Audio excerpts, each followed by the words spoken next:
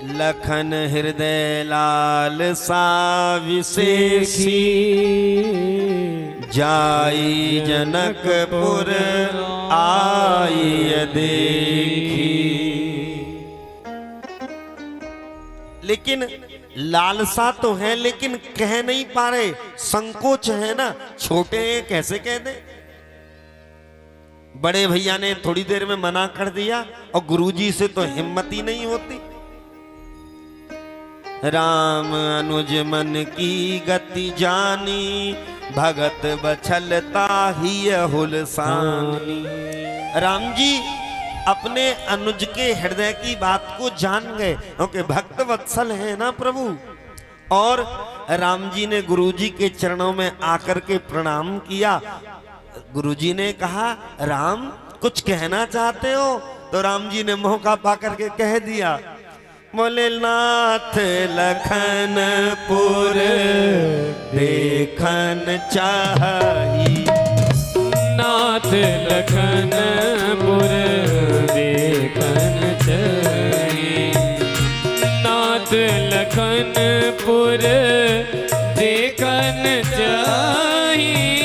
यहाँ पर हमारे अयोध्या के संत बड़ा विनोद करते हैं, बोले देखन चाही तो क्यों ना कहा ही। अगर देखना चाहते हैं तो फिर कह क्यों नहीं रहे।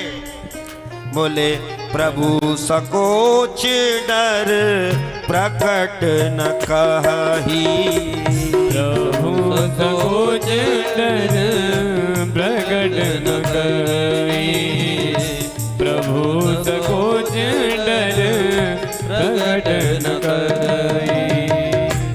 प्रभु संकोच बस लक्ष्मण आपसे कहने में थोड़ा हिचकिचा रहा है, संकोच कर रहा है, बालक है ना अभी।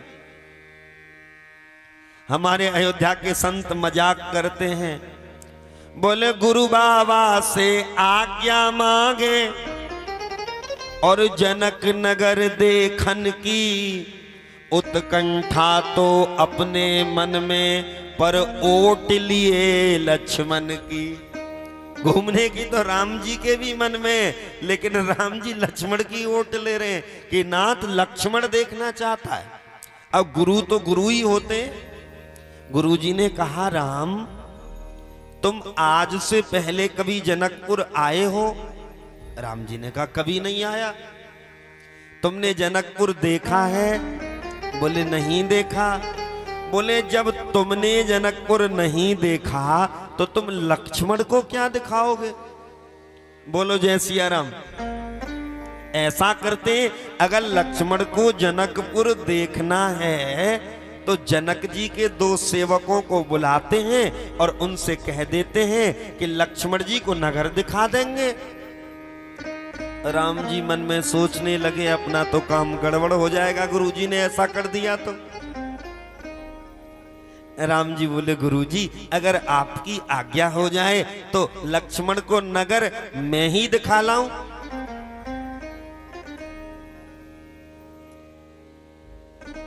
गुरुजी ने कहा, सेवकों को बुला लेना। गुरुजी वो भी सेवकों को भी बुला लो, सेवक नगर दिखा देंगे। लेकिन तुम अपनी क्यों लगा रहे हो? तुम बताओ, तुम क्या कहना चाहते हो? जो राउर आयुष में पावो, अगर आपकी आज्ञा हो जाए तो मैं ही चला जाऊं, आप क्या करोगे? राम जी ने कहा, गुरुजी एक फायदा है मेरे जाने से। बोले फायदा क्या है? बोले नगर दिखाई तुरंत ले आवो, नगर दिखाए तुरंत ले आओ, नगर दिखाए तुरंत ले आओ।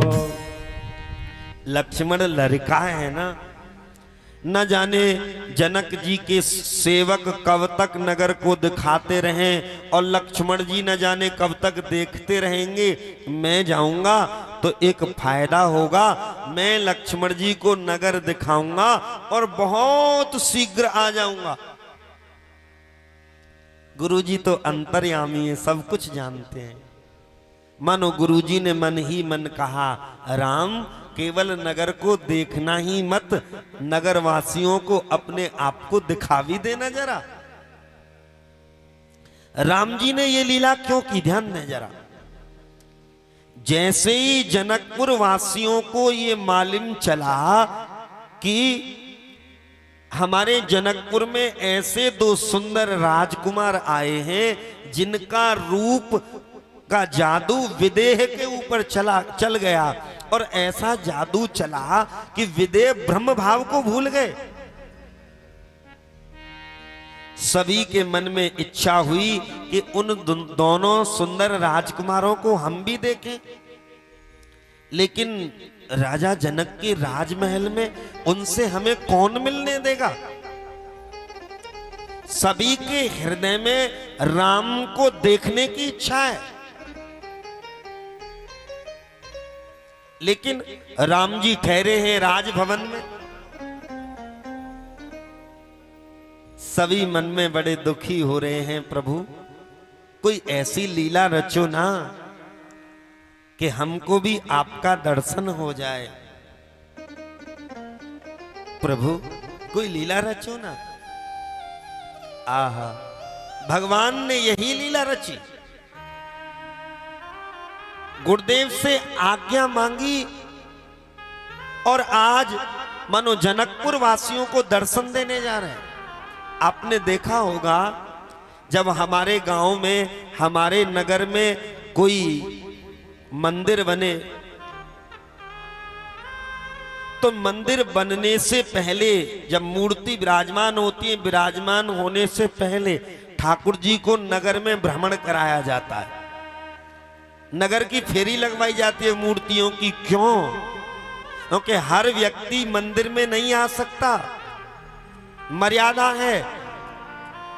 कोई बेचारा अपाहिज है, कोई लंगड़ा है, हो सकता है कोई जाति के कारण मंदिर में ना आ पाए, लोग आने ना दे क्योंकि संसार है।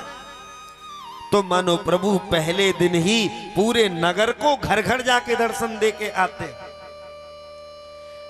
जैसे ही राम और लक्ष्मण जनकपुर में भ्रमण करने के लिए आए, छोटे छोटे बच्चों ने जैसे ही देखा दौड़े दौड़े अपने घरों में गए, अपनी माँ से कहा, माँ माँ चलो चलो। मैंने कहा कहाँ चले? बोले जो जनक जी के घर दो राजकुमार आए हैं ना, राजमहल में जो राजकुमार आए हैं ना, वो दोनों सड़क पर घूम रहे हैं। जैसे ही सुना, एजी देखन नगर भूप सुत आए, देखन नगर भूप सुत आए,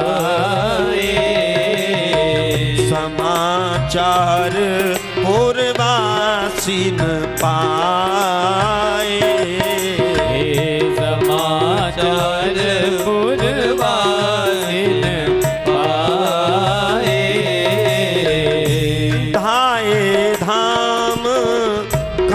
सब त्यागी, दाए काम काम सब त्यागी, मनहु रंक निधि लूटन लागी, मनहु रंक निधि लूटन लागी, मनहु रंक